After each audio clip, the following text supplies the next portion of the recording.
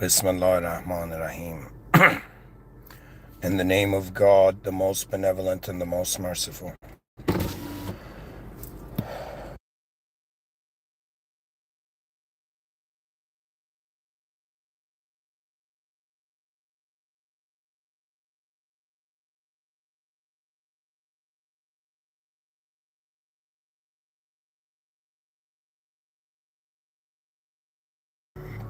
Okay.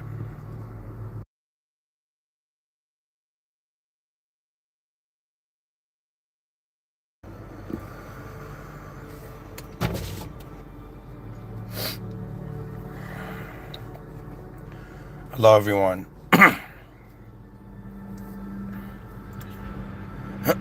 I think I gotta make this a short lecture, but at the same time, I'm gonna march through it.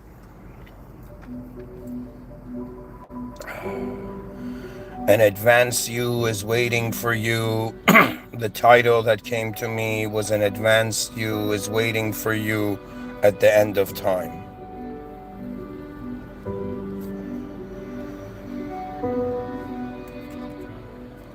But I had a feeling to just write An Advanced You is Waiting for You.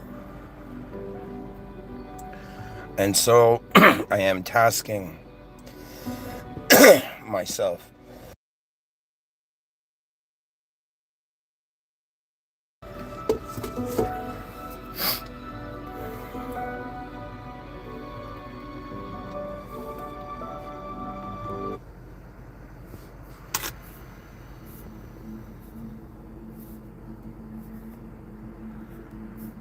with explaining this.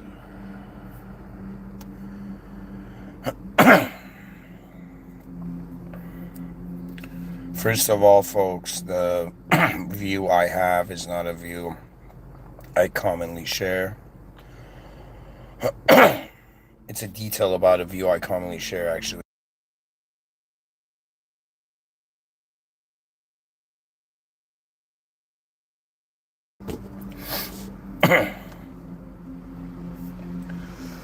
All right. I am telling you tonight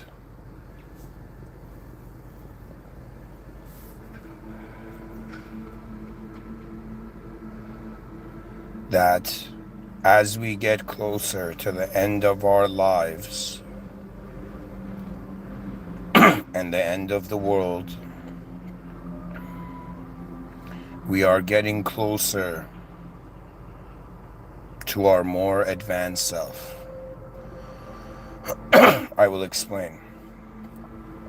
You're listening to a human being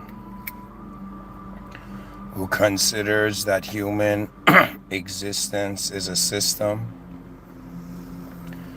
and that this system has an admin.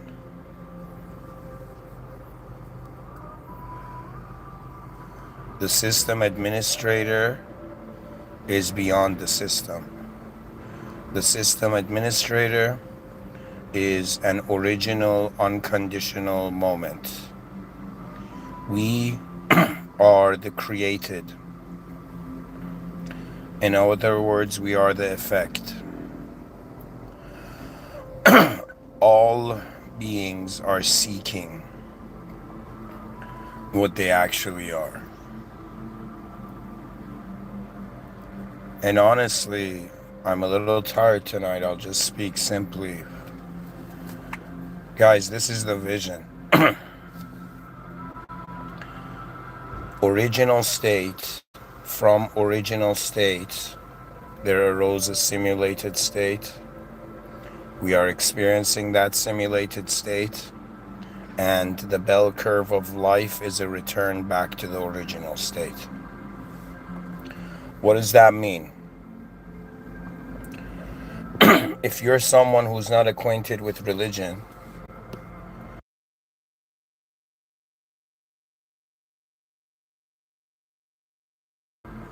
in various religious traditions, but specifically I'll speak through the Islamic lens.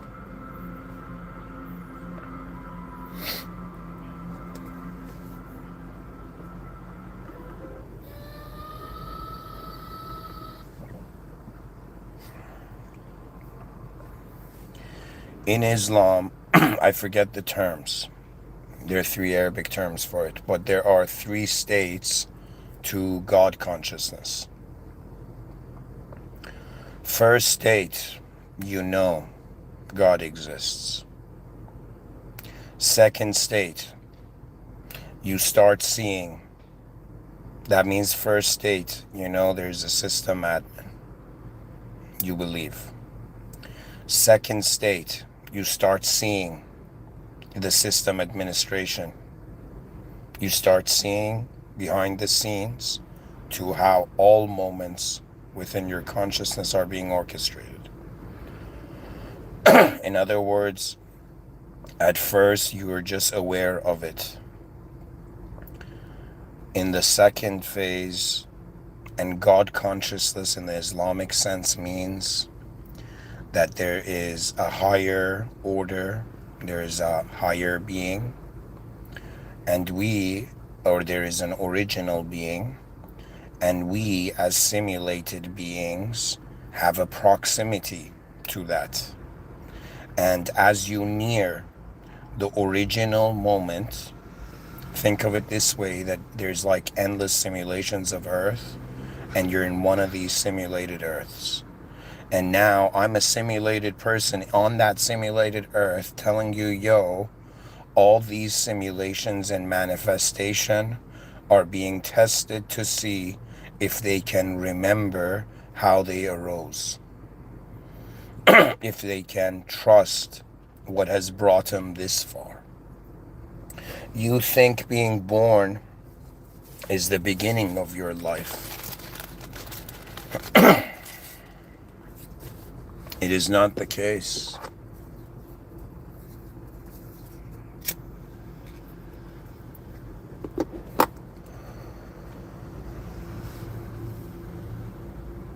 I am suggesting, I'm telling you, we're inside a simulation, 8.1 billion of us. It's an advanced simulation because there are multiple simulations keeping it simulated. But it's not just kept simulated, it is commanded into being. This is not per se a logical world. You are in a commanded world. God consciousness or any sort of enlightenment in search of the soul to a religious being, the soul is how the system admin has commanded a user to exist in the system. Most human beings are told that they have gifts. They must use these gifts. In religious circles, they say God has given you a gift and you must use this gift for your vitality. But I believe there is something deeper going on here. In other words, God said that we are being tested in this simulation. But God didn't say what is being tested. Is your body being tested? Or let me say it this way, is your objective position being tested?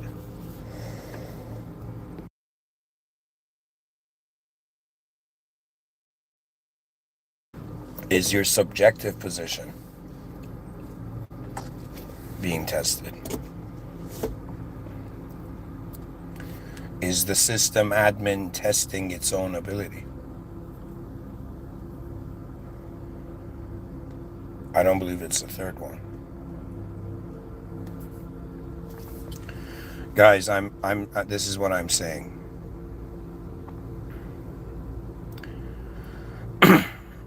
The original state was an unconditional state. That was the most advanced state. We think that there is the world and then there is us in it. But actually, there is presence prior to consciousness. What does that mean? It means we started off from the most advanced position. We have come to a simulated position, which is called life. and life on earth, and we return towards the original state.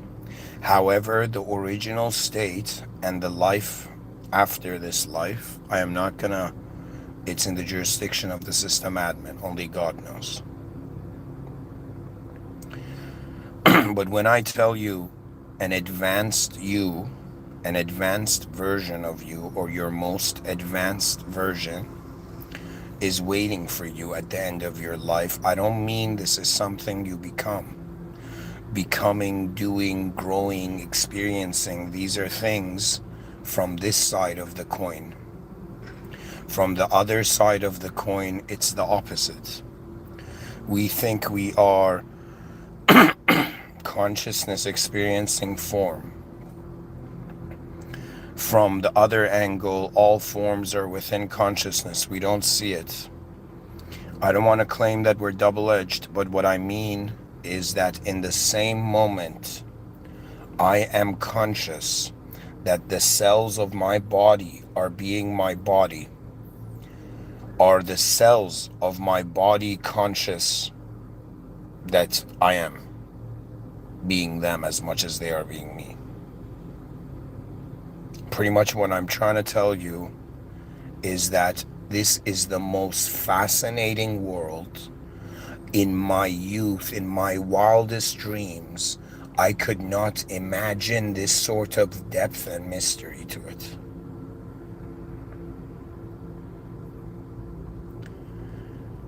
We are positioned human, but is the experience of our position just human? What does it mean to be human? What does it mean for a bunch of atoms to organize themselves in accordance to invisible views?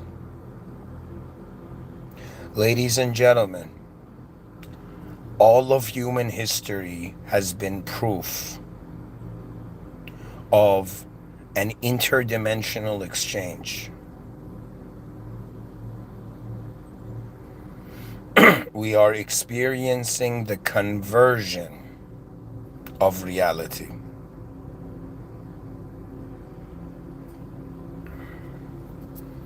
You may not care.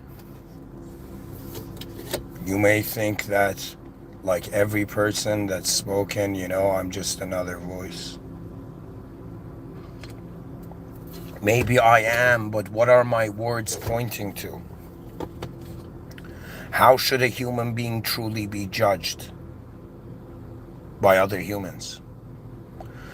I am telling you that there is multiple events simultaneously happening as the life of the person.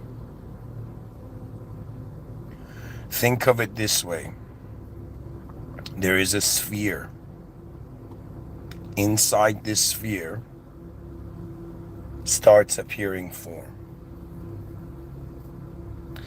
There appears so much form in this sphere that the sphere forgets to look outside. And that's what's going on. It's like we think we're experiencing reality, but no, we are processing reality.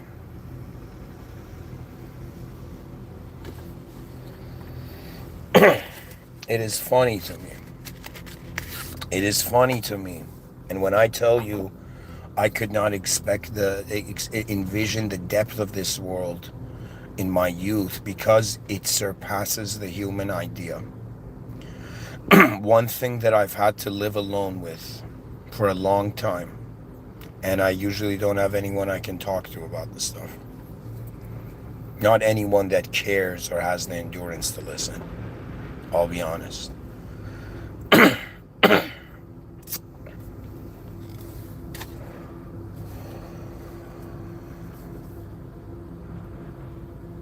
I am telling you, to be human is a phase. Right now, you see everybody. You see how they have they have a subjective identity. They make mistakes. They are incomplete. They get scared. it's still natural reactions, even though we're living in an unnatural man-made world, but still it's natural reactions. At some point I ventured into probabilities of what the future could be behind my eyes, and I began envisioning, and I began seeing, not only I wrote about it in my sci-fi about the lost children of cyberspace. That's a chaotic era in the human history. And hopefully these talks of mine will even serve then. It is that moment, or I shouldn't say it's not now, but we're getting there. We're reaching that moment in history, in human history,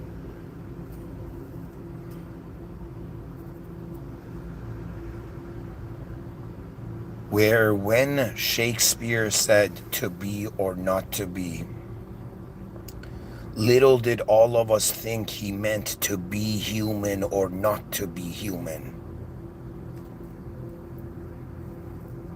In the future, it is highly probable that either through technological means or through natural means, we will evolve beyond this character in a story mode we've been functioning. You are all unknown beings. You're all present in an unknown world. All of it has been the theater of language.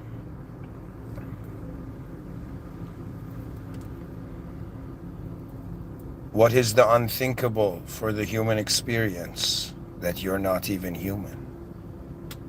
Doesn't mean you're anything else. I'm just saying the human is a position.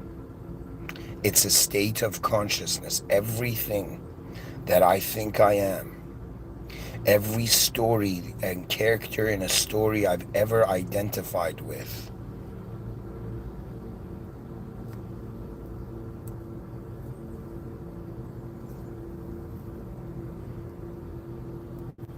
they have been me. I have not been them.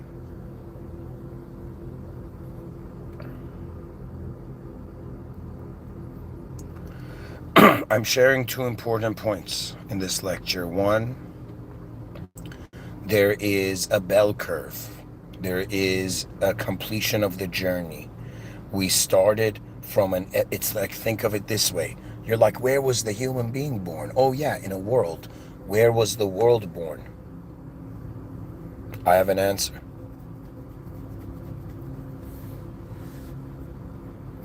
If the world is simulated, it must be a simulation of. In other words, the original moment, the original energy, the original being was the first. The original unconditional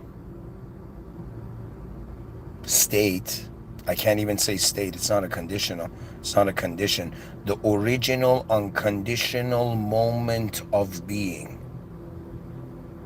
And you are here thinking you're a human being, and then you're a soul, and then this soul's gonna walk into different realms. It appears to me a bit more sophisticated than that. We are bound by form in the outer realms. In the outer realms, I don't have the luxury of, with the same instantaneity, I raise my hand in the air like I just raised my hand in the air right now. Do you know? In the same instantaneity, I chose to raise my hand and reality followed it up. My hand raised in the air.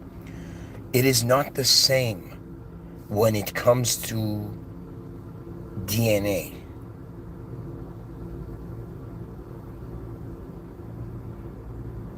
You know, I have this deep view that all human beings, regardless, it doesn't matter to me if it's a soul human, human being in a poverty-stricken country, or the son of a king or a billionaire or something. It doesn't matter. All souls will at some point wonder if there is more than what they're entertaining. I think of myself as that human being who's figured out something strange, and that we started from the unknown, and we started unconsciously, so we were not conscious that we were originally unknown. For a second, forget the concept of birth and death. For a second, don't let time be your master, and watch it. Watch what it does. Watch what it is.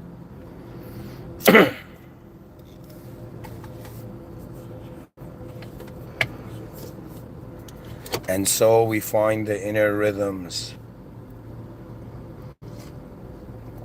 that guide us all to what moves it all. You think you're listening to a specific individual human free will, and you believe that you believe that you're listening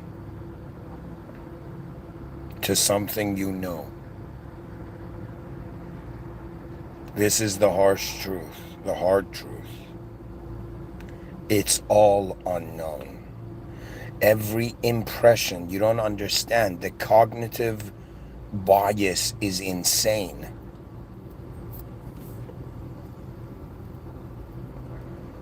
To me, human civilization is a specific training ground. If I could create sectors, I would in some sense have every human being born in a natural environment, and they go through stages of experiencing their physical body. Because, folks, ever since ideas became us, we stopped being natural. We are natural still. I'm a biological human being right now speaking to you. I'm not AI. I'm not an android. I'm not some freaking, a mechanism looping.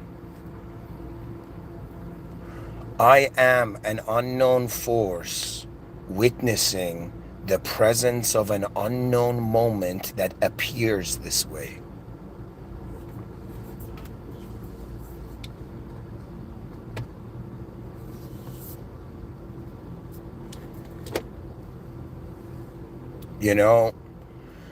Before 2023,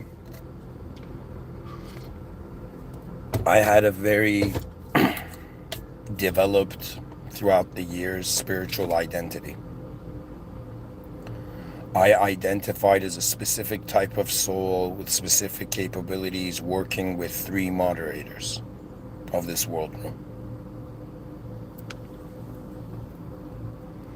But I was not free.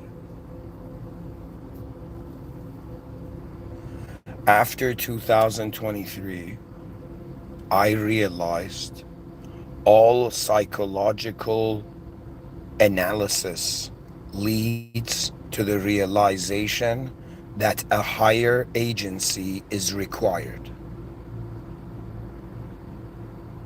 Do you know what that means? That means the most intellectual people don't understand what they're doing.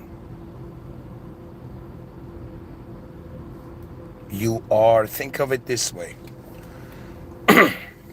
If you want to buy an apple, you got to make money, right? It has a cost. Let's say the apple is like $3 for one apple, okay? A little too overpriced, but whatever.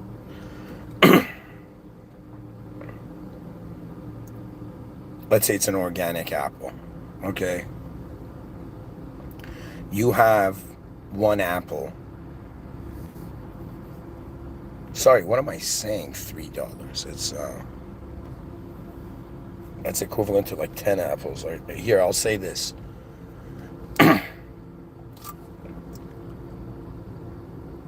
The cost of a product, if I, okay, let's say, I don't know, what do we say? Whatever item, let's say shampoo or whatever, let's say, let's go back to an apple. You want to buy an apple, it has a cost, okay? So if you want to buy objects and products, you need money. But how do you buy money? That's a good question, no? If I wanted to, like, why can't I buy more money? And the answer is money is only bought with time. It's your time and your energy, of course. But the energy, the most important thing is time. And the real game that we're playing here, folks, I think it even surpasses the notion of a nuclear family, but the nuclear family is essential. So if you want the cost of money, the cost of an apple is money, the cost of money is time.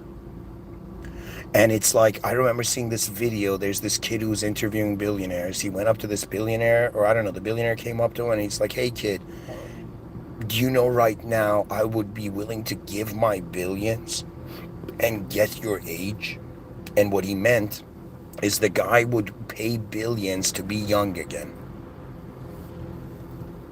Instead of having billions of dollars, he would just pay to be young again, right? And what does that mean? Our species has an existential crisis because it doesn't understand the value of time.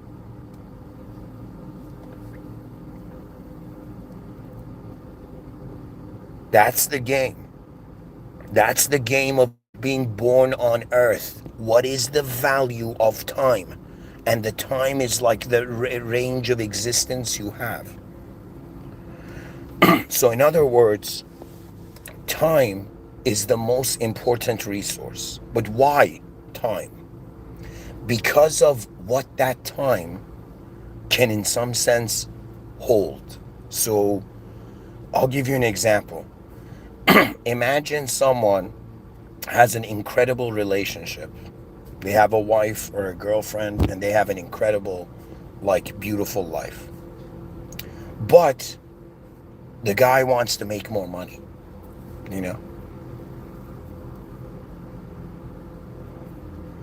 Now the guy imagines, says like, all right, honey, we're gonna stop our romance. I gotta go and in some sense hustle, right? And years of life goes away, right? So at the end, the guy's like, okay, now I can spend time with my wife. That is the problem with this modern time. We're all working to get something after. The smart people, the moment they work, they're getting something. Now, let me tell you what the wise people get. The wise people, in my view, just because somebody's wise in one moment doesn't mean they're wise all the time. But wise people, the difference of wisdom and knowledge, knowledge is like you know something. Wisdom is you know when to apply it and when not to. Okay? And I'm trying to say, like, the wise, when it comes to the prioritizing, let me tell you, the most important thing, you're gonna laugh, people are gonna laugh, younger generation's probably gonna laugh, is not to break any hearts. Let me tell you what I mean by that. With an intentional destructive ego, that means being a human being doesn't mean, oh yeah, man, I'm free. Universal human rights, universal freedom, man. I got freedom in this universe. Ladies and gentlemen, we live in a world where too much freedom can become chaos. Too much freedom can become self-destruction. Too much freedom beyond the freedom the soul believes they deserve can destroy them. Did you know that? Or giving someone something they don't deserve makes them become delusional. Did you know that?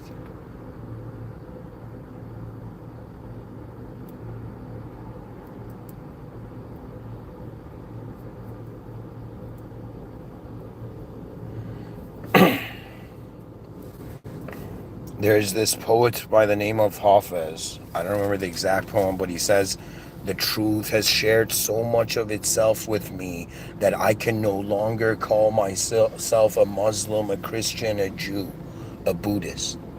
The dude's like, dude, I am look at like Hafez from 800 years ago. You know, he was a rare soul because he had access to the eyes of his heart. Now, let me tell you, currently, especially in Western civilization, the eyes of the heart, usually it's from parents to children. Parents, when they look at their children, they look at it from the eyes of the heart. That means the prioritization of the value of the moment is that soul. What is a soul? It is the unknown potential of a being.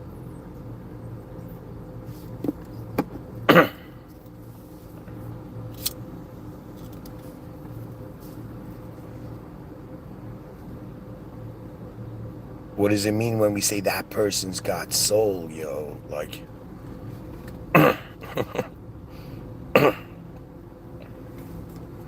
anyways, to not dishonor the halls of all the philosophers before me that have walked in this realm, I will dive into it with the ease of a release from any audience watching. It started from me alone, speaking to the world. And what was funny is, like, when I started these talks, I had so many ideas at the time, but it was as if, like, little did I know, every day of my life has been an unknown day. That's the humorous thing. This is the funniest realm. Now, to honor the idea of the title, this is what I'm saying. I can't draw it, you know. Hopefully, I'm setting my intentions to succeed in this lifetime. I don't have a whiteboard yet, but if I was to show you, it's pretty much, you have this line, and this line is like the original. And imagine a bell curve from this line that completes the 180 and comes back to the original.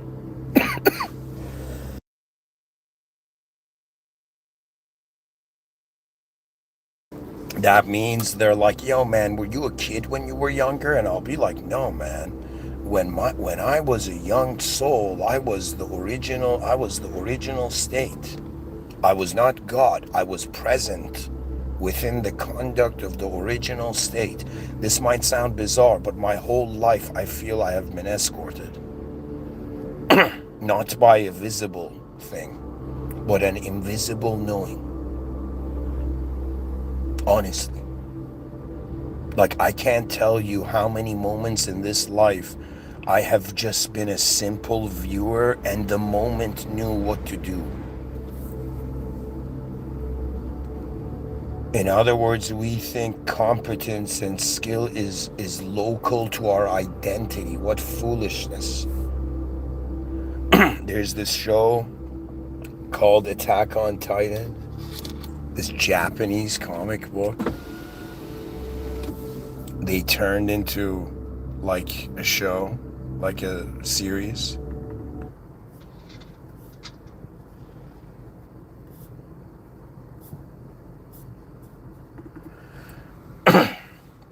And in this series, there's this character that I identified with.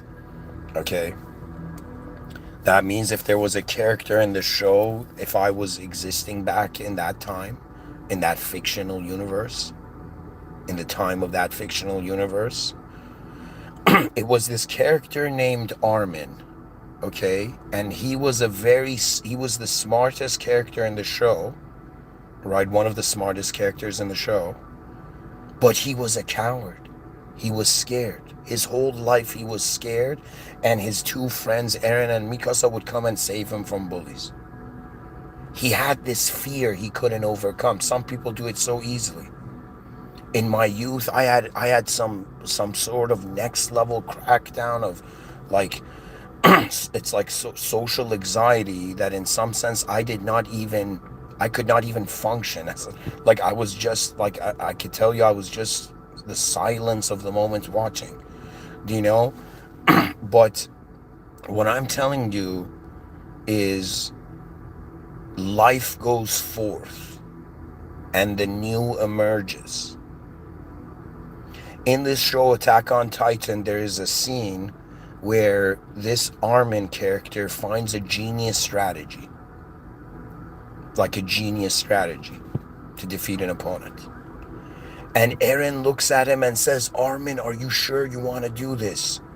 And Armin looks at Eren, usually a situation where he would be scared in, and he smiles and he says something in the terms of, he says something in the likes of, Eren, I feel courage flowing through me for the first time. It was such a transcendental view. It meant you're not brave, you're not happy, you're not sad. You have that energy flowing through you if it is there. If you are depressed, you have that energy flowing through you. You have been conditioned to think of yourself as a noun, and they have stripped you, they have blindfolded you from the world realm of verbs. Okay? And it is only those who are somehow in their youth they think they're cursed, but in their as they get older they realize they were blessed, that they were not attacked by the idea of themselves. So many people, I'm not a middle child, I'm a twin, okay, but I have, I've seen like cousins and all this where there's middle children, and everywhere they're like the poor middle child, doesn't get attention, nobody gives a shit, it's like nobody knows it exists. That middle child is like, yo, sad and upset, why doesn't anybody care? But years later that child will understand what a blessing it was, because when people don't care, it means you're not getting programmed. That means the youngest child and the oldest child are being programmed like crazy and differently by the parents. The middle child is not being programmed.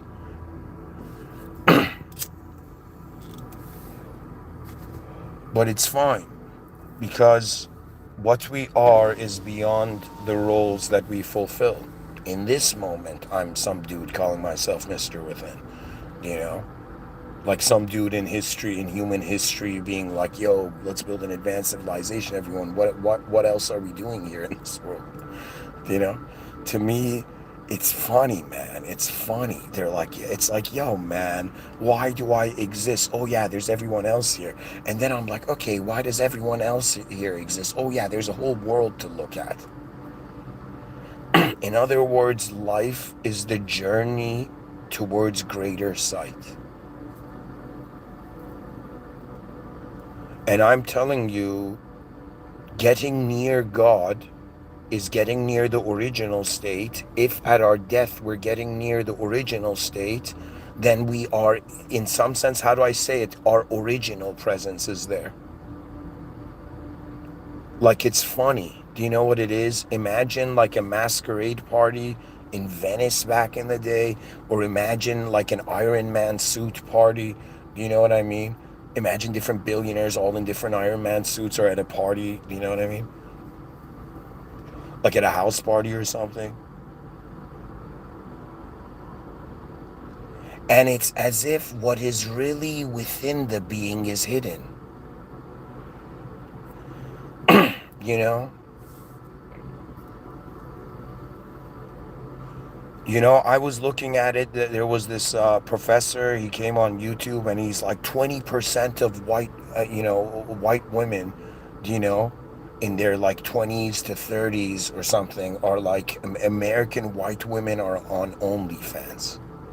Like this Chinese professor was saying this in this video. Okay, and I was thinking, yo, man, if good and bad, if right and wrong is based on the action, and the action has a certain consequence, they can shift the consequence. That means Imagine all these OnlyFans models, you know, became suddenly teachers.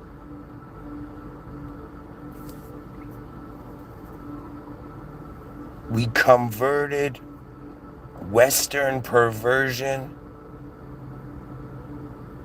into like next level academic understanding. What I'm telling you is we are living in man-made civilization. We're not living in nature.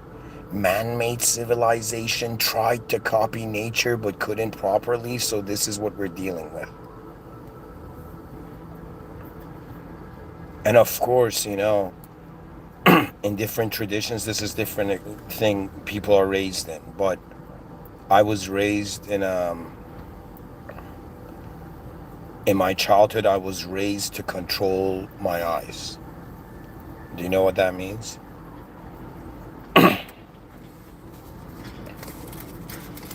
In Islam, this is something I don't know many people know.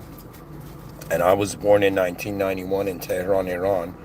And Tehran is a country with a very sophisticated and complex history. Do you know? One burdened by the collapse of ego.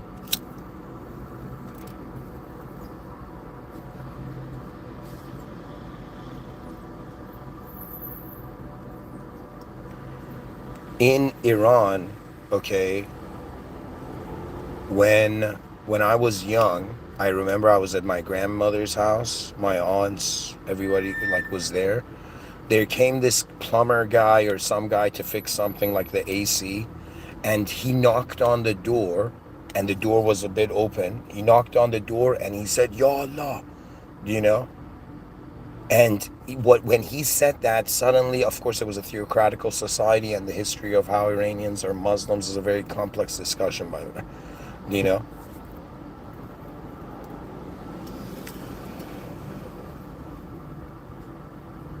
but anyways, pretty much when that dude entered, he gave a warning, and his head was gazed toward the ground. Do you know that means it's a matter of authorized sight? Okay. And what you see when I said that OnlyFans thing, it's a pretty much you see civilization getting access to unauthorized sight and feeling impure, and everybody wondering why they're depressed. It's the same with information as well. I don't know how else to explain this really. I'm going to move on. Pretty much the vision that's guiding me to talk right now is this. I'm saying, yo, man, if the original state, the unconditional state, the causal state is the most advanced state, and from this original most advanced state, there was commanded and there was created a simulated state. Okay, and now I'm conscious in the simulated state, and I'm looking at life and I'm like, what am I doing here? And I'm like, wait a minute. Death is like me returning back to the original state, but also through the theological lens, God is present, watching its creation at all times. So I am in the presence of the original state, and I have a human intelligence in these conditions to engage it.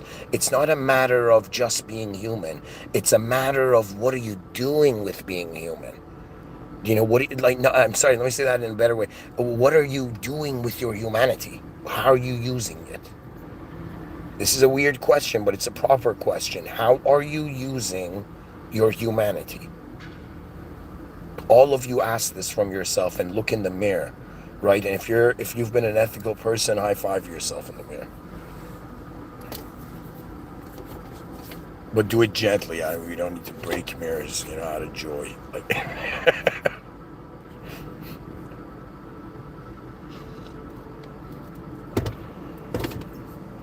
I am telling you, as a member of the human species, that for just the longest time, it has been my hobby to seek the most advanced state.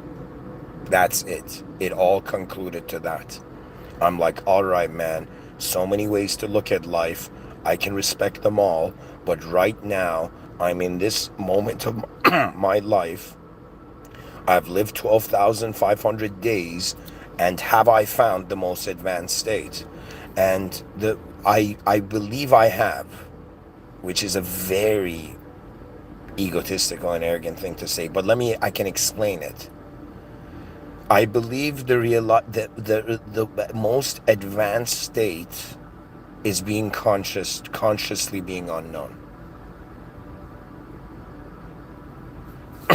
That means all these people like Terence McKenna, and the shamans and Native American spirituality, you know, then you had Yogi trying to give you a psychedelic experience that reveals the true nature of reality. That's the shamanic way. And then you had, in some sense, or shamanic chemical way, and then there was a type of spirituality that was through the stillness and silence and balance and peace and everything. And they were like, stop doing anything to see what's even there, and they're like, oh, is that what meditation was? And the Buddha was like, shut up. I'm sorry. The Buddha never said that. The Buddha was like, silence the desires that deny you from seeing yourself like a pond where its ripples have settled. What is depth other than the expansion of the context?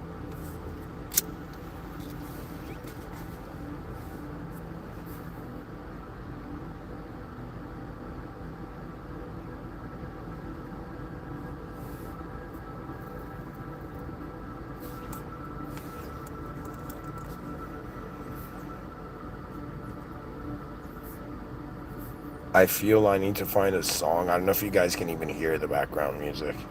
Probably it's very low, right?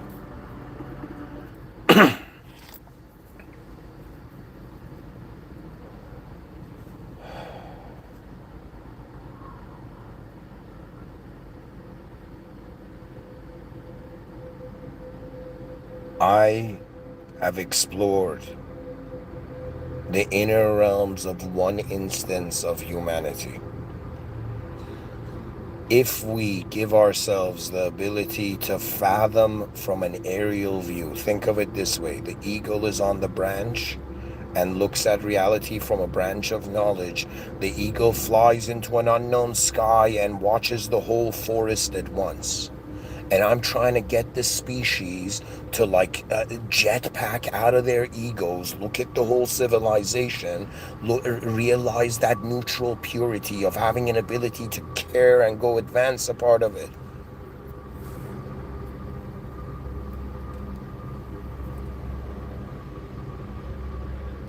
I will attempt it in this lifetime. I've decided. It's a recent decision, but I've decided that I will, in the outer realms, also march towards the advanced civilization. You know?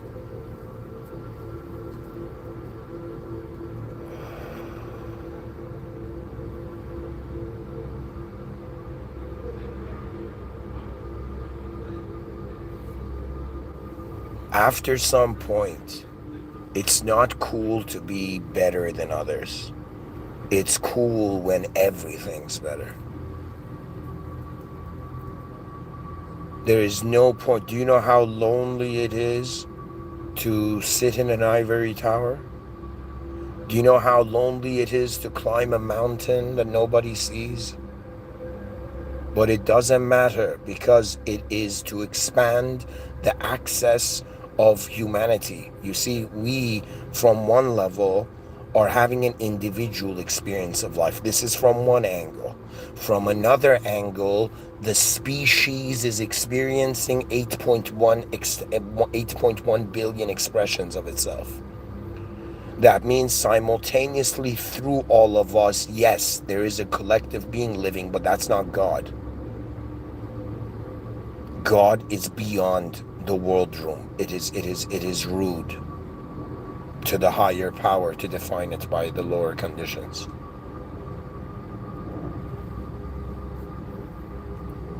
It's like somebody sees mud on your shoes and it's like, that's an evil person. It's like, how? It's rude to even fathom that, you know?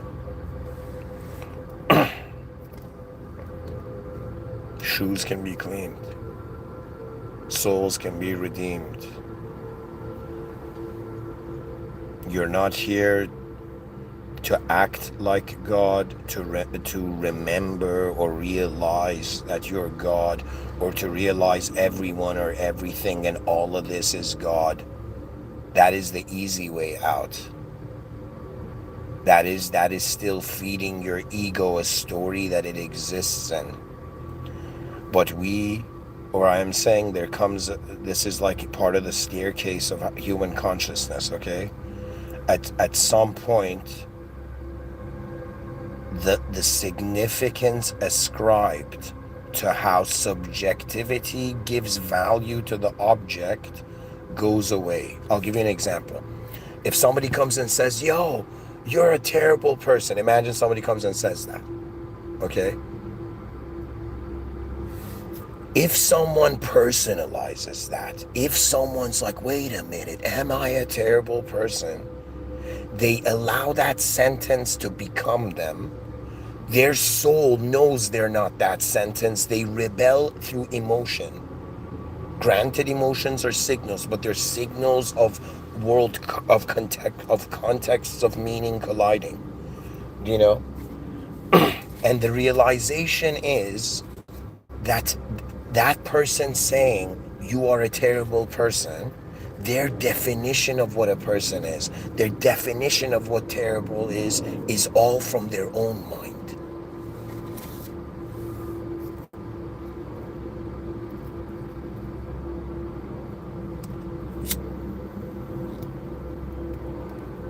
I'm not a magician. Like, I haven't studied magic like David Copperfield and stuff like that. I have looked at its meaning in ancient times and all of this, but I could tell you it's all about diversion of attention. It's all about attention, where you lead attention. That means, imagine it's like attention is like a horse, and it's like its ideas and thoughts are like carrots.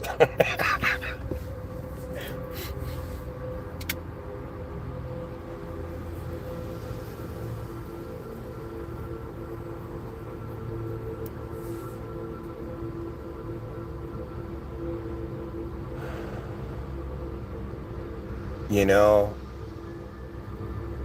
the amateur players of this life game, this earth game, they are trying to be free. The pros know there is freedom. I want you, whoever you are listening, to know that you are in an incredibly vast and colossal unknown event, and you have this advantage of other souls in your sector capable to communicate in the similar form class. And human intelligence will outgrow the human idea. It's just going to happen. It's even happening. I'm not kidding.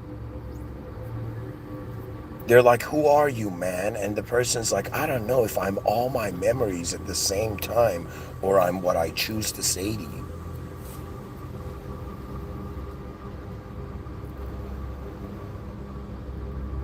I am telling you, after 12,500 days of like looping here on this planet, I, as a human being and a member of the human species, have chosen to live my unknown life. In other words, my mind, I see my mind playfully, like, imagine there's some kids, they see like Superman and they're like, yo, man, I want to fly. And even though that's like a universal option for everyone, interest, but for me, it was speed. I cannot tell you how fascinated I was by speed.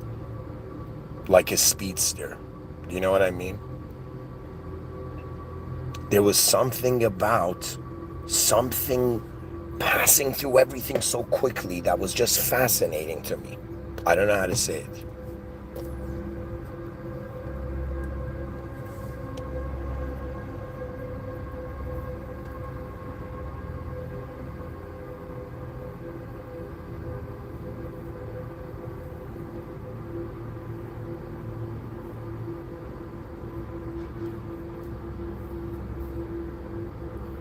You know, there's moments where I've had impressions of people where I'm like, this person's such a bad person or something, you know, it's like, look at this demented POS, you know.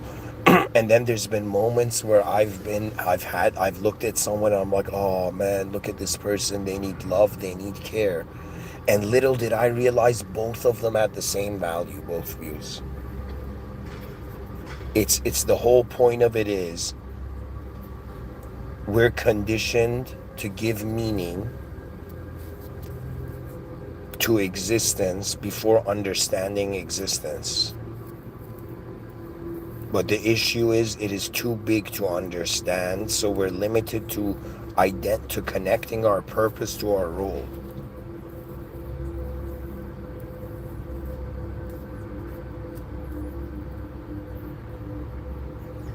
This the self has been made unknown. In regards to the notion of the soul is unknowable from a theological lens.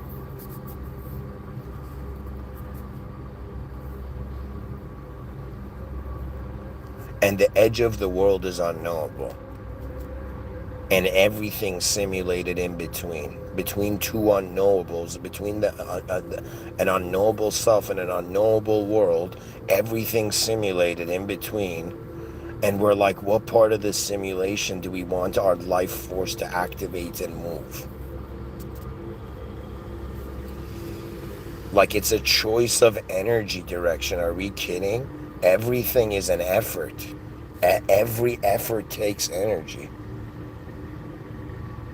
Like, every day of my life, I'm waking up, and just before even having the thought of like who I am throughout the day and what I need to do, you know, it's like I just am like this energy, and I'm like, which direction do I go?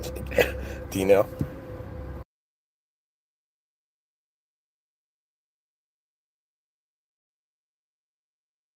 They're like, what did you do in your lifetime? I'm like, I don't know, man. Majority of it, I was just like being something and then wondering which direction to go. And then when I would go a direction, there would be a bunch of other directions. And at some point, I'm like, what's the direction of all of it? And then I realized that the answer to that cannot be reached from here. So what is the point of being here? And then the game kind of changed. It's like I had my own it's a personal way of figuring things out, and then it kind of didn't make, not that it didn't make sense, it was incomplete. And then I was like, okay, I got to look at the world and find clues, and I'm like, oh my god, the clues are so obvious. 8.1 billion, that's the clue, personal clue for me as a soul. Do you know what I mean? That means, imagine I'm the soul that's appeared on this world, on this planet, okay? And I'm like, yo, man, what am I? Who am I? But I'm like, okay, I can't figure it out, but what are the clues? And the clues are like, wait a minute, there's 8.1 billion other souls here. We have mouths and ears. We're designed to communicate and build. So obviously, it's a project. Do you understand? And so it's as if in the inner realms, like there, a person maybe like if you've lived 12,500 days, it's like you've experienced like your inner realms. Do you know what I mean? You've seen, like you've woken up as so many different ways, and with the life force has chosen to move, so many different senses of self. They're like, what did you do today? Oh yeah, in the outer realms, I went about my normal day, but in the inner realms, I think like in 10 minutes I experienced like maybe like 10 time dilations of my mind, seeing the connection of a thought in the past with the connection of a thought in the future, with a connection to it in the present, and suddenly in some sense wondering about what it means in different layers. The mind can fathom anything at all. It's like they're like, yo, man, if you don't know anything, what do you know? It's like, I know that it's important that I don't know. Like, do you know what I mean? Being on Earth is like you've attended an event with a bunch of other beings, and they're like, and we're all looking at each other and like, okay, guys, why are we here? Like, what are we doing here? It's like, who are you? It's just, you know? And that's the funny thing. We're waiting for something. I am not kidding you. All of us have been waiting for something. I went to figure out that mystery. And I figured it out. We are waiting for that emotion of belonging to the greatest movement on earth. That's what's missing from people's lives. All of you, you're all honorable souls carrying on, doing your best, but I'm telling you, every day of your life, there's a feeling missing. And that feeling is the feeling of like, yo, man, am I just existing to myself? Am I just existing to this small group that is aware of me? What is the value of all of this? And I am telling you, there's a level of compassion that Mother Teresa had, and she was, at her time, like an incredible sign of compassion in the present. Okay? Before her, I would say it's like probably Christ was an incredible, example of compassion. But I'm telling you, you're listening to a futurist, and there is a level of compassion that I don't even know. Probably the Buddha had, but it's a level of compassion where you care for the destiny of everyone's potential. Simply said.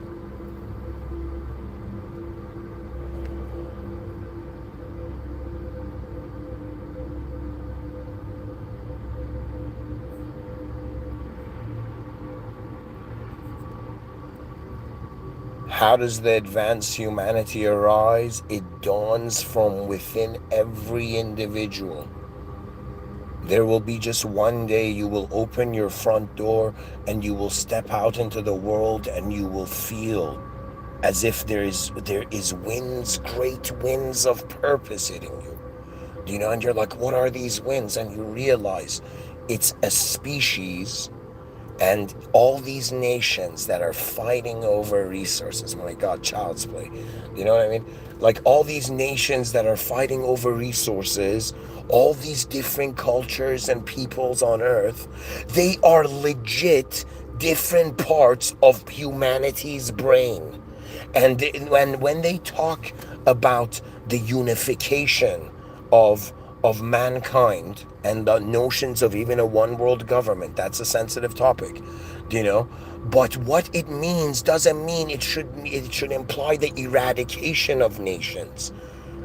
I suggested this in my sci-fi, that all nations get the prefix sub, so they are sub-nations to the one nation of humanity. Do you know what that means? That means we become that first species in our cosmic history that decided to not identify with a paint on a chunk of land, and instead we identified with what we have seen in the mirror every day of our life.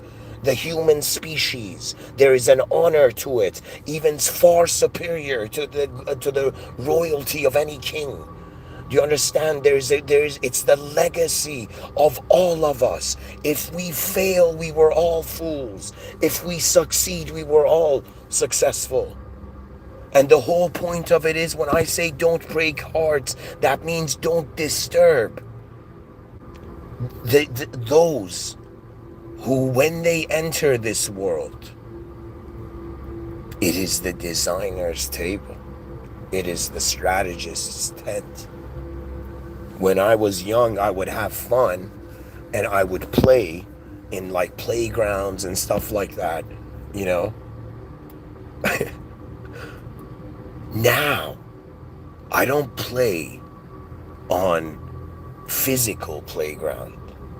It's as if now every idea, form, shape, phenomena, anything I see, it's as if I don't need to possess it with my meaning.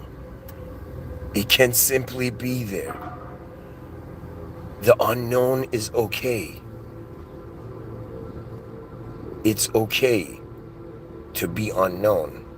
It is man-made systems that enforce specificity of behavior. And it's not that it's wrong. Do you know, it's somebody said the secret of success is delayed gratification. But the whole point of it is, we don't want to apply. It's like, yo, man, by the time I apply the strategy from the past to the present is not the present, same present anymore. The present is the future.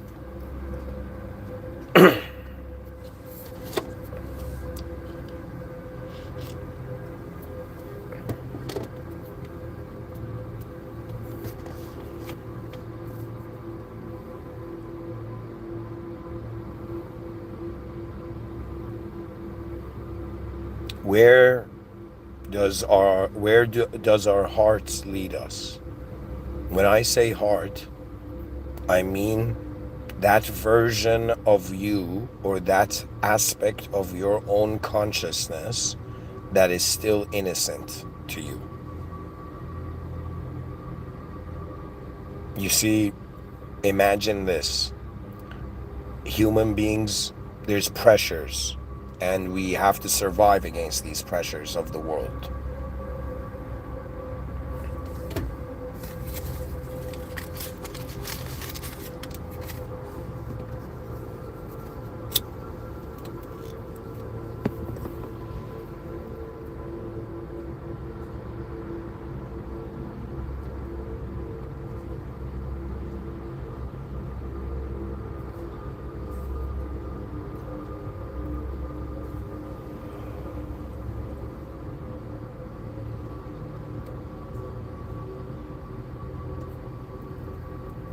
I want you to ask the question, what do I deserve? Like, ask yourself, what do you deserve? And then ask yourself what the most advanced version of you deserves. Then ask yourself, what does the world now deserve? And then ask yourself, what does the most advanced potential of the world deserve? Isn't it strange that we have been given minds that live ahead of the moment through different probabilities, and at the end of it we decide upon one? You could be sitting watching TV, your stomach growls, and you suddenly see, like, in your mind, you've already opened the fridge door and you're wondering what to pick up from the fridge. Do you know what I mean? Your mind lives ahead. Technically, the mind is doing some time traveler stuff. Okay, but it's simulating itself. So it's like, do you know what it is? It's like the brain is a wannabe time traveler. I think that's one of the coolest statements I've ever said. I think that's one even, like, secular audiences are going to be like, all right, It's a wannabe time traveler. The brain can't go into the future. Do you understand? Because all its information is based on the past. They're like, yo, bro, you want to travel into the future? First, figure out how everything in the past is given meaning. Everything in the present is given meaning based on the past. What is this? We have been living lives that every person we have seen, we've just based them on their resume, based them on their past. You go to social media and you see a person's past. But when you get to know a person, then you see potentials of their future.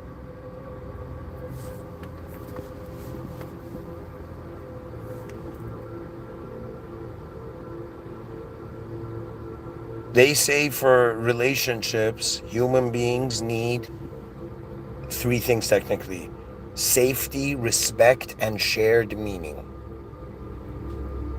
Now I want you to imagine the relationship of one human being with the whole species. Very important discussion. This relationship of the human with the whole species is through what the species means to it. I don't know how else to say it.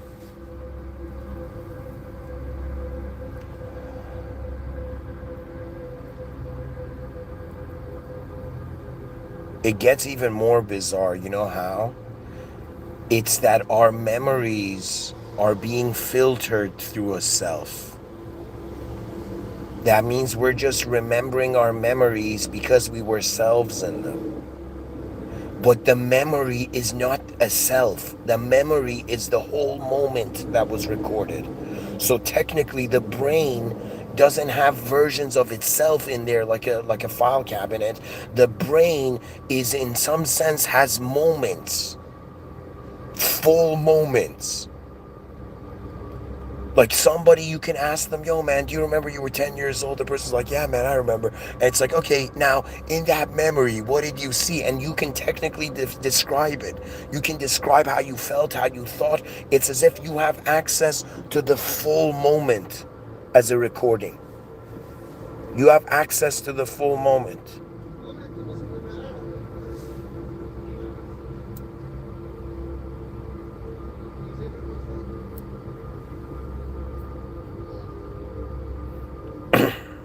So the brain is processing moments of being where the body it can move more in. So the brain is legit recording moments. Just think of it this way. This is kind of funny. The brain in it is like a spherical 360 camera, okay, that is recording the moment, but it only identifies with a specific part of it that was its body and self in it. Isn't that funny? The brain is like, buddy, I'm recording whole moments here. You're the ego. You're the soul that's choosing to identify with the ego. That's a selective, specific selections of specific stuff in moments.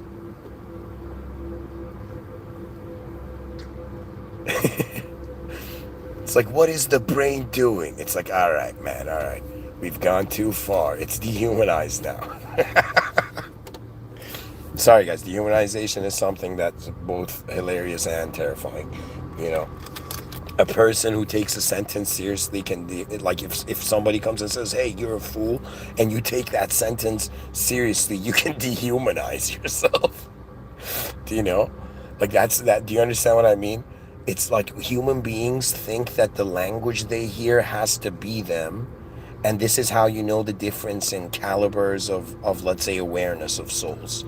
Okay, the souls that get emotional quickly, they still haven't understood that communication is multi-angled. So they think the only angle they see has to be the only thing that's actually there. You know, it's as if like they're like, what is the brain? But it's like, you know, it's like David Copperfield, you know, meditating in the Himalayas, and he's like, what is my brain's the magician, yo? Like, it's like, yo, guys, imagine David Copperfield at the end of his shows. He's like, guys, I just want to say a round of applause for the real magician. That is our brains and the mystery of consciousness. And we have no clue how all of this is happening, but it's happening, you know? And everybody applauds as they are blissed out with tears of like like awe. Like it was, oh man. There was a video of David Copperfield going through the wall of China. And I'm like, dude, relax. Like you flying was good enough. Like just he's like, nah, man, I'm gonna establish Chinese audience. Sorry guys, I'm silly because I've noticed probably chaos in my inner realms. Silliness is a defense mechanism for a transcendental being, you know? But there is chaos anywhere too. It's the whole point of it is the ability to value, and it's like the world in front of your eyes is all the, it's like the coloring book, and the world in front of you, behind your eyes, is what's painting it in, and the hand that's painting it is the mystery of like who you are. But that soul is unknowable because the soul is not limited to the idea of a self. In other words, the question of people saying, I have an out-of-body experience, I'm like, whoa, wait a minute, that doesn't make sense. You know, they're like, yo, man, I went out of my body, yo. And I'm like, oh, wait a minute, though, something doesn't make sense. It's one moment of awareness where your body is there and the out-of-body body is there. But it's still one moment of awareness. So it's as if our souls in the world Or is the whole world in the presence of an unknown soul? Unknown moment. Modern age, you say soul, they're like, I can't handle it. And you're like moment, they're like, all right, I can handle it. And that's what it is. It's just this presence of our moment. Okay, like think of it this way. If you knew everything, there would be no point of living. If you had done everything, there would be no point of doing anything. So reality is designed to intentionally be incomplete so specific purposes can be achieved. You understand? And it's phases. Like in this phase of the history, like, if our ancestors saw us, they'd be like, what the fuck? Like, they'd get scared. People think like, yo, we need to have flying cars for our ancestors to get scared, or laser, or like, teleportation or something. It's like, nah, man. Our ancestors coming and seeing their descendants all like scrolling information, like addicted to information on their phones, information stimulus, right? And in some sense, slowly stopping living naturally because they've allowed the unnatural depression to become their identity. Like, it's like, I understand people can be depressed. I've had moments of my life where it wasn't even depression, it turned into anguish at some point. I was like, what the like, it was like anguish. Okay, but I'm telling you, at some point you have to again wonder about the value of your time in this world. That means if a billionaire exchanges money for time, do you understand?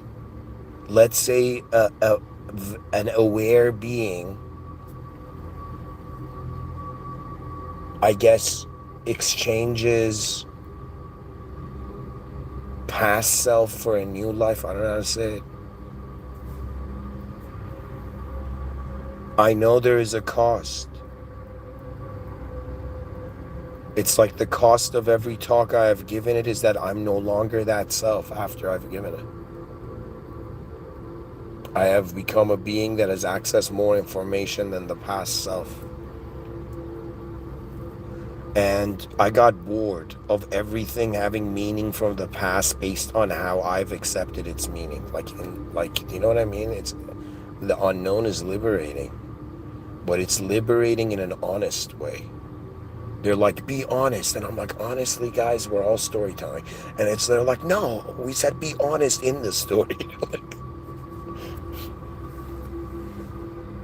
It's okay. The simulation, when I say it's like we're unknown beings in an unknown world and all of it is a storytelling operation and simulation, it's not that that's wrong.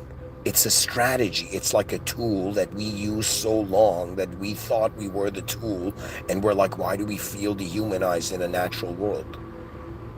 They're like, yo, man, you kidding me? Like, at the same time, before you think of yourself as depressed, it's like, think of it this way. They took an ancient biological technology, out like a technology designed to be in a natural biological, like in a natural world, right? They came in some sense, put it in unnatural clothing, and then put it in an unnatural. They built an unnatural world over this natural world, right? And in some sense, we've been conditioned in unnatural behaviors for so many centuries, for so long, that at some point we are the subjectivity, that being an idea to ourselves is more real than wondering if everything's still unknown or not.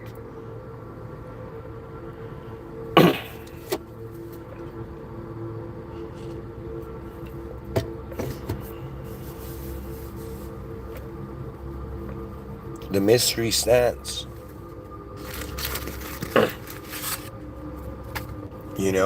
What is beauty?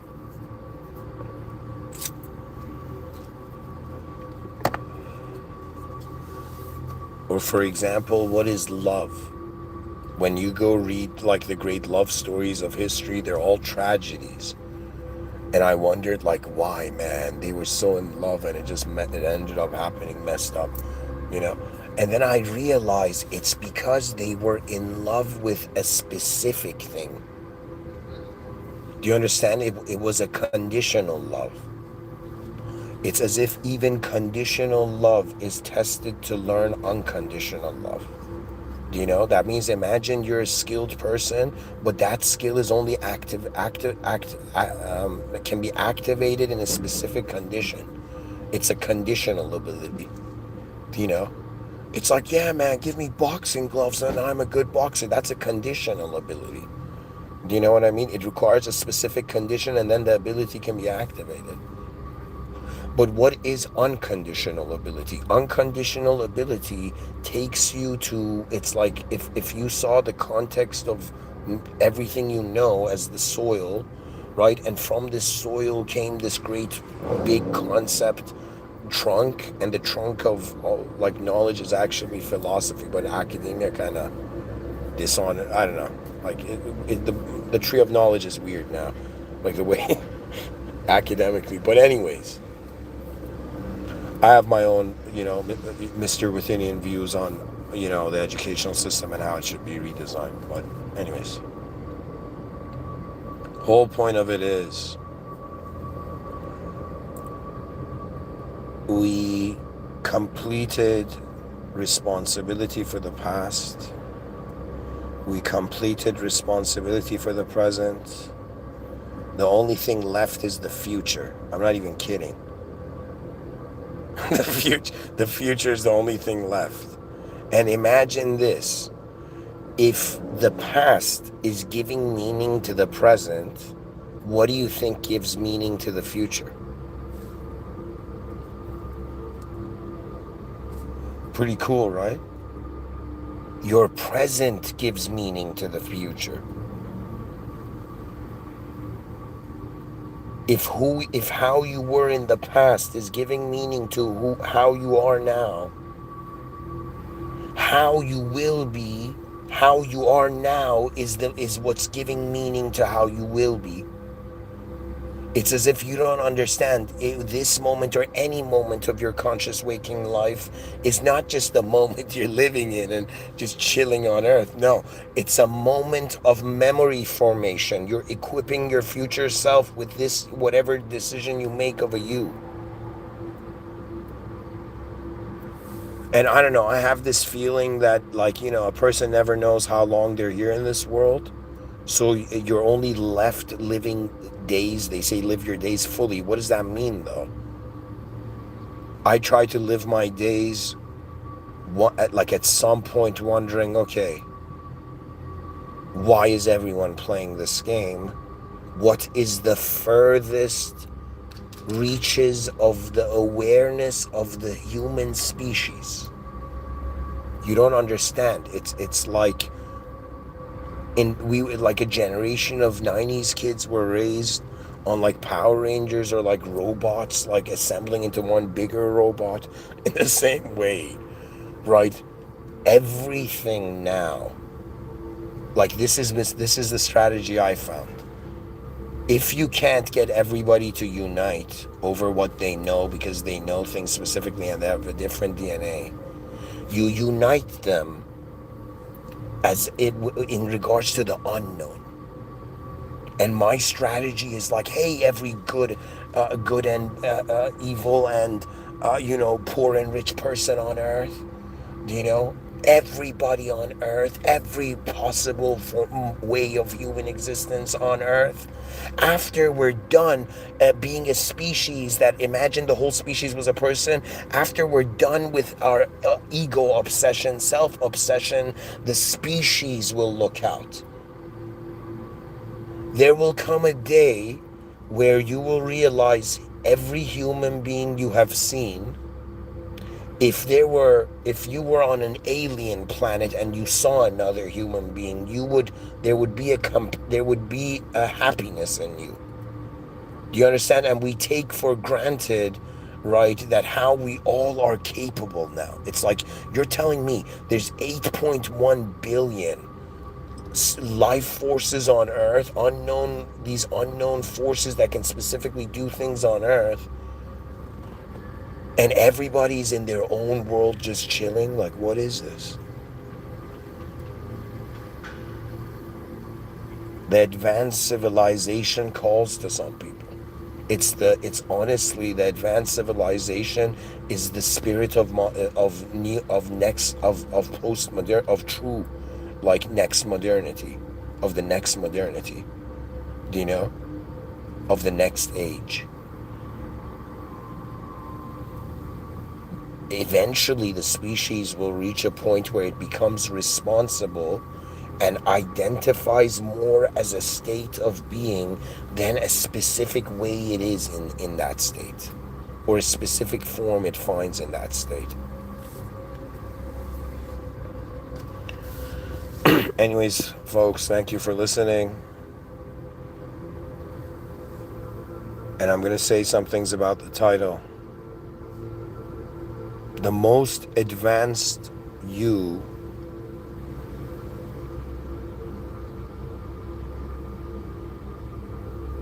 an advanced you is waiting for you. I want you to imagine the most advanced version of you is that version of you that is closest to the original presence of this realm. In other words, it's funny. Yes, I am existing as a conditional being right now, but it's like every step I take, every next action in time is like, as a conditional being able to notice the unconditioned. The unknown is beautiful. It's only when you've looped in the known for so long that you realize it. And if the original state is the most advanced state, and if the simulated returns to the original state, at some point the simulated selves will, in some sense, access the original selves as it gets closer and closer to the original reality, the original moment. Think of it this way. Forget every definition. It's just a world of simulated conditions, and all these simulations are trying to reach the original moment. It's like countless hands of conscious force through form reaching for the original moment where it all was commanded from. You know, it's as if a Buddhist comes and tells a Muslim, like, yo, you know, have you studied your soul? And the Muslim would be like, buddy, what are you saying? You know, if the Buddhist comes and tells the Muslim, have you studied your true nature? And the Muslim would say, yeah, man, the true nature of reality is that we are in the created position. Like, it would be delusional to be a created being and act like you're uncreated. Like in the same way it would be delusional for someone right now to act like they're immortal. Do you know what I mean? Like, do you know? So I'm saying that I guess it depends. Every soul has its own style. Every moment has its own force and access to rhythms. I'm just saying that I have wondered about my most advanced self. There has been moments where the way I've tried to solve the problem was that if there was the most advanced version of me here, what would it do? And I would realize it would pay attention to everything in a way such far superior to detail, and I would realize I'm not looking at the details, for example. Or even when I look at the world, right now there's wars going on the planet. Like, there's people dying. Like, the amount of deaths in the last couple of years has been, like, ridiculous. And we're like, guys, people are dying from illness, old age, and in the middle of this, people are like, nah, man, it's like economies are turbulent. I'm like, yeah, if all these nations believe their economies, they want to improve their economies, why don't you unite the species so the whole species has access to everything? You understand? And when would evil understand? Like good and evil are endlessly fighting, and it's like this endless loop. And it's like Mr. Within's like, hey, every good and evil being in the cosmos, pause, build the most advanced civilization, and then continue whatever you want to do. That's the thing. I'm that dude in history being like, okay, we're temporarily here. If we were archers, we just have one shot, one arrow of like directing our energy towards something, and it's as if Mr. Within is saying, let it be the most advanced, furthest view on life. They're like, what do you believe in? As far as all of you is aware of, not just what your biological eyes can see. They've conditioned you to believe you can't see when your eyes are closed. It's like, yo, man, close your eyes and try to and visualize the food you ate yesterday, like before you went to eat it, floating in there. If you can do that, there's no light beams entering your eyes, right? And you are seeing something. So we have access to inner sight. All human beings do, right? And we witness inner events in our inner realms. But human beings, because we translate it into language, they say thoughts, yo. You got thoughts. And people, they misunderstand and they think they're a thought, which doesn't make sense, right? Doesn't make sense. It's like the person's like, yeah, man, I'm a thought. But before I told you I was this thought, I was an awareness to a bunch of thoughts. I was deciding which to tell you. And I'm like, if you are an awareness to more than one thought, how could you ever be a thought? If you're aware of more ideas, how can one idea limit it? The point of it is there is more unknown than known. This puts the human species in the humble position. We are humbled by the vastness we can't understand. Okay?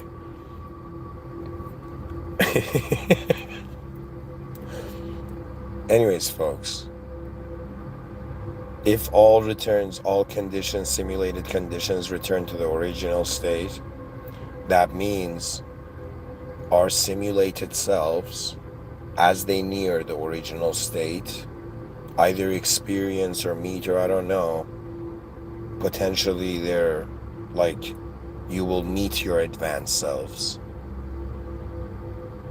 But it is really beyond form. If somebody tells me, all right, Mr. Within, how do you think the higher planes work? Like the higher heavens? First answer is only God knows. The system admin knows. But if I was to probabilize, they are source code levels. So we're on a level right now where we can have an ego code. We are born in our ego code, and we live through our ego code, and when we exit our ego code, we get freaked out of how much of the world we didn't notice, you know? But the higher planes are less about you being somewhere doing something or something happening to you, and it's more being responsible for the world. Right now, you think you're a human being on Earth, but you're an unknown awareness where you find your human body present on the Earth. This unknown awareness will realize it is boundless, actually, in the inner realms. And really what it is I mean, you could see it as an intersection, convergence of two dimensions. Like everything's dual, right? You have like light, darkness, good, bad, negative, positive. You have all these dualities in reality, okay? And I'm saying when it comes to ourself, they're like, nah, you're just one person, man. They're like, excuse me, everything's dualistic. And it is true, we are one moment of awareness to the thing. We are technically can be one person, but the whole point of it is it's a person through a dualistic preservation of reality. That means you have an inner life and an outer life.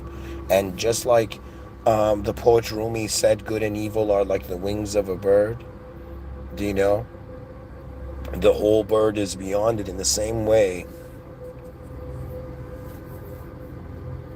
I don't know, the inner realms and outer realms need to be synchronized. And they can't be synchronized by an ego. And when you release the ego and when you don't force the moment, when you're just simply there, you'll notice the moment knows. What else can I say? It's not like, yo, human species invented language and now own all knowledge. Like, it's like, relax, human species. You don't even know where you are. And we're like, no, we're on Earth. And you're like, no, that's what you're calling it. That's just what we're calling it. How many people have called this planet different names? There must have been some caveman who pointed to the ground and was like, oh, like making some noise, like caveman noise or something. So many ways to acknowledge reality, but ultimately we know that there's an intelligence there, and this intelligence seeks higher, let's say higher intelligent interaction levels. That means more than like a person, let's say accumulating $1 billion, what maintains the human vitality and life force is intelligence of its interaction. So everybody's having a conscious experience of the moment, and this moment is usually under the governance of self. But when there's other souls in the moment, the more the unknown variables increase, the more exciting life becomes, right? But at the same time, the more unknown variables there are, the more complex the analytical process of it also becomes. But anyways, your advanced you, an advanced you is waiting for you at the end of time. So in other words, what I'm saying poetically is simulated personalities returning to the original presence.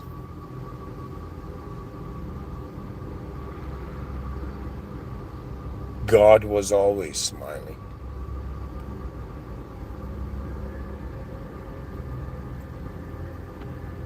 In Islam, one of God's names, Allah subhanahu wa ta'ala, Bismillah ar-Rahman ar-Rahim, Alhamdulillah Rabbil Alameen, which means all praise due to the Lord of the worlds, plural. We are in the presence of the moment's source. To believe in God is to be in the attention of the most advanced intelligence, because in the same way we're like conditional strength and then unconditional power or strength, in the same way conditional truth or unconditional,